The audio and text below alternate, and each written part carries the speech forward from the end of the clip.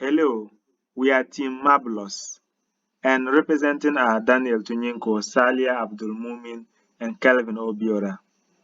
Over the course of the semester, we've been going through computer programming for engineers using Python. Most of us came into the course having no knowledge about programming, but over the course of the semester, we've been able to learn how to program in Python, working with lists, dictionaries, object-oriented programming, and many more. And as engineers, at the end of the semester, we've been tasked to work on a project that we are interested in and we want to use Python to do.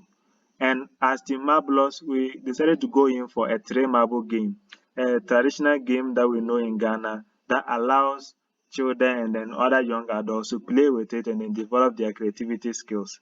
The game is like a 3 by 3 matrix as we can see on the screen here, where it is played between two players, each player having three marbles, and the duty of the player is to play these marbles in such a way that they will be in line, either diagonally, horizontally, or vertically. Then once that happens, then the player wins.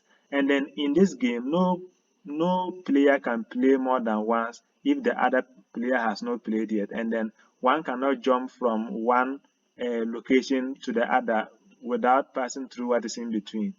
Now, all these games, all these rules that we talked about, and then for the fact that many children nowadays do not want to go in to play this because they are really used to their phones, their computers, and everything, we decided to put all these rules and other things into code to enable us to generate this particular game. And then we use a Tekenta library to generate our user interface where we can interact with. And then we use the imaging libraries and other things to put in images to let it look like this game is being played on the ground. And in such a way, people who really do not want to sit on the floor and draw these things to play this game can actually still do the playing even on their computers. Now, let's go ahead to demonstrate how the game is played. Now, assuming we have a player 1 with blue marbles and then we have player 2 with red marbles. If this game is to be played, if player 1 clicks on this marble, then it is going to shrink. Then, if player 1 decides to place it here, now player 1 can no more play again because he has played. And if he tries to play to try moving this, it will not move because he has already played and he cannot change his mind. And that is how physically the game rule is. Now player 2 is the next to play. So if player 2 clicks, then he or she places the marble. Then player 1 will also have to go next. If player 1 decides to place the marble here, then player 2 will also go next if player 2 places the marble here. Now player 1 does not want player 2 to win and then vice versa. So player 1 can decide to pick this marble and then place here. I think player 2 was careless, so player 1 has won. Now that is fair enough. So if they are to start, player 1 cannot start again because player 1 won. So player 2 has to be the one to start. So player 2 will start maybe placing it here. Then player 1 will come in here. Then maybe player 2 decides to go this way. Then player 1 will not want player 2 to win. So player 1 will place the marble around the side. Then player 2 will have to look for a different place to place the marble, and that may be actually here. Then player 1 can decide to finish up this marble by placing it maybe here. Now when this happens, player 2 can decide to move this marble to this particular place, this location. Then player 1 can move this marble to this particular place. Then it's now left with which of the marbles will be moved by player 2. So if player 2 can think critically, player 2 will know that this marble and then this marble are not things that he or she should move. And then the person should be able to think on their feet and then know which of them to move at any particular point in time in order not to die. So, but if this is the only marble that player 2 can pick in order not to lose instantly. But if player 2 decides to pick this marble and then sends it backward, like this, he decides to send this to this place, then it means that he has given player 1 the chance to win.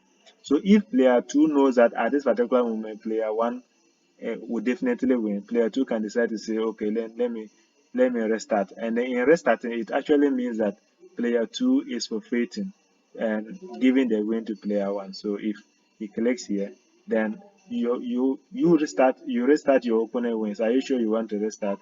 If he presses yes, then player one wins, and then player one now has a score of 2, and the game has started. So let's assume now player one cannot start because player one won, so player two has to start. Then if player one places the marble here, then maybe player two goes this way. Then player one didn't see and decides to place the marble here. Then player one can just win straightforward. And now player one wins. We have 1-2. And this can go on and on as long as the people who are playing are still interested in playing.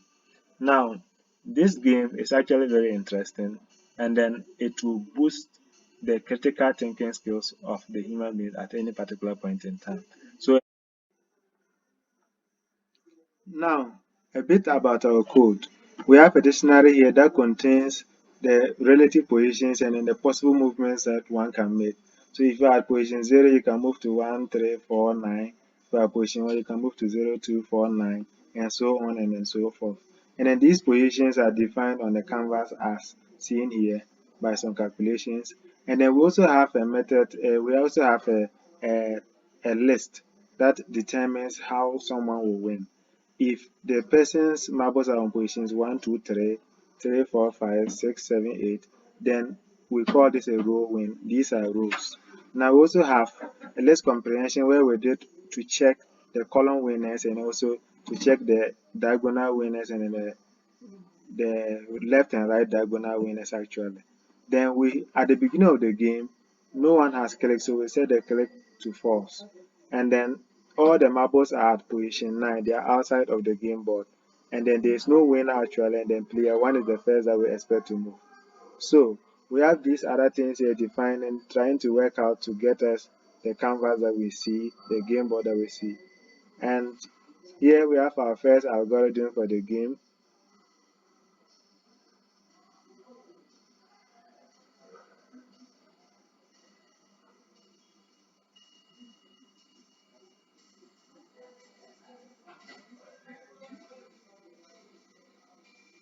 Okay, so we have the restart here, where anytime a player wants to restart the game, then the player is forfeiting his win, and that means that the opposite player is the one that is going to win.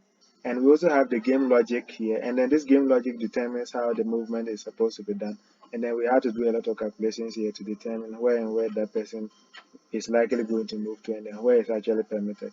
Now we have the marble movement, and this one is just like when you're already on the game board, how you will be able to move to another place, and then we always have to check whether where you are moving to is part of the possible moves. So if it's not part of the possible move, we are not going to allow you to place it there. If it is, then you will allow to place there. Then we also have a method here that allows us to check for who has won in the game. So we are looking out for the winner by checking whether their positions are aligned for the row wins or the column wins or the diagonal wins. And we also have some methods here that are used to call the game logic, to call to position for all the positions that we have, and then we also have for all the marbles and where they are located, and then we also have the restart methods here too. Thank you, and we are Team Marbulus.